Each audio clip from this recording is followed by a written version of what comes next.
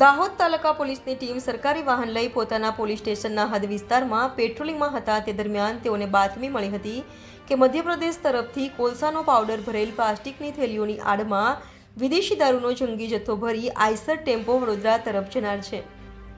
જે બાતમીના આધારે દાહોદ તાલુકા પોલીસની ટીમે ઇન્દોર અમદાવાદ હાઈવે પર આવેલ દાહોદ તાલુકાના કાળી તલાઈ ગામ બસ સ્ટેન્ડ પાસે વોચ ગોઠવી હતી। તે દરમિયાન બપોરના 1:30 વાગ્યાના સુમારે બાતમીના દર્શાવેલ નંબરવાળો આઈસર ટેમ્પો દાહોદ બાજુથી આવતા જ પોલીસે તેનો હાથનો ઇશારો કરી રોકી ટેમ્પોને ચારે બાજુથી ઘેરી લીધો હતો અને ટેમ્પોની તલાશી લઈ ટેમ્પોમાંથી કોલસાના પાવડર ભરેલ પ્લાસ્ટિકની થેલીઓની આડમાં સંતાડીને મૂકેલ ₹12.96 લાખની કુલ કિંમતની વિદેશી દારૂની બોટલ નંગ 9,600 ભરેલ પેટીઓ નંગ 200 પકડી પાડી સાથે સાથે ₹1,050ની કુલ કિંમતની કોલસાનો પાવડર ભરેલ પ્લાસ્ટિકની થેલીઓ